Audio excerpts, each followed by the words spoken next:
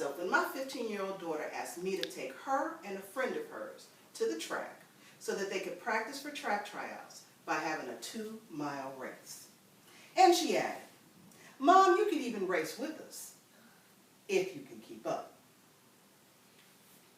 Mr. Toastmaster, fellow Toastmasters, and anyone who's ever wanted to thrash a teenager.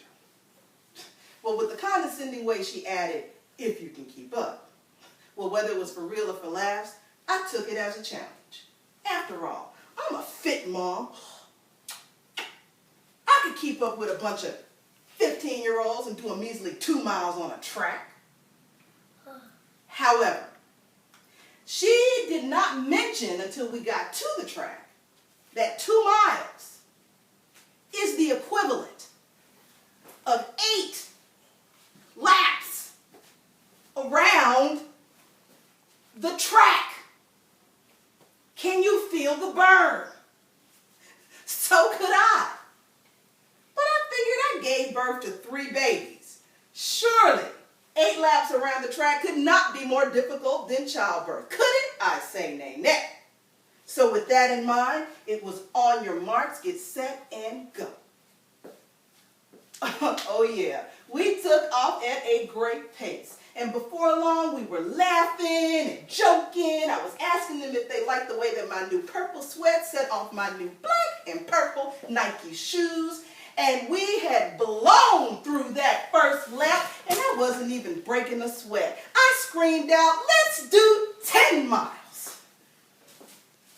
However, as we continued, I noticed that I was breathing a little bit heavier, and I was beginning to sweat. And, my legs began to burn. And eventually, the girls began to gain distance on me. And then they began to lap me. And it was at that moment that this voice asked me, "Why are we doing this again?" And my body obviously could not come up with a good reason, because at that moment I landed flat in the dirt. And as I lay there, a shoe approached my line of sight. And the shoe spoke to me. But I can't speak shoe. I mean, I've been told I have soul, but I realized then it was my daughter's voice. My firstborn was leaning over me. I was thinking she's here to help her mother out of the dirt. But she leaned over and she said, "That's okay, Mom. You don't have to keep up with us. Just finish the race." And with that, she took off. Now, as I lay there contemplating letting them walk the 5.3 miles home, because that would give them plenty of practice for track tryouts, I began to think about that finish line and how impossible it seemed that I would finish. And that voice from earlier, not the shoe, my voice, said, "Give up. It's over." But I couldn't get my daughter's words out of my mind. And I realized at that moment, I didn't have to be the swiftest. And I didn't have to be the prettiest, because I was laying there in dirt. And I didn't even have to be the strongest. And I wouldn't be, because I couldn't breathe and I left my lungs back there on the track.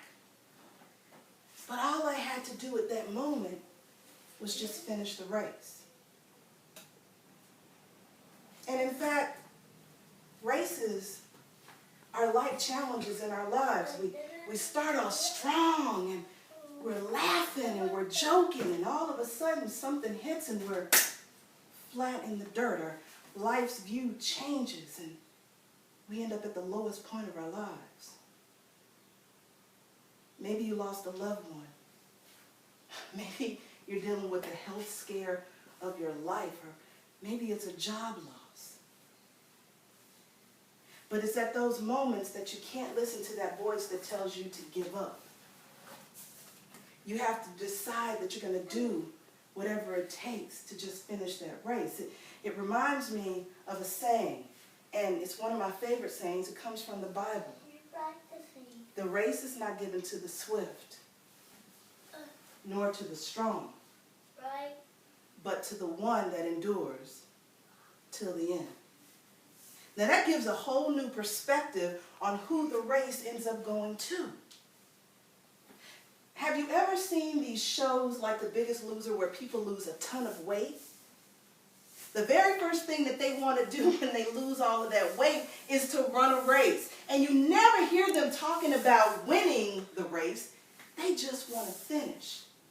Because the culmination of the journey that they have just been on put them in that spot.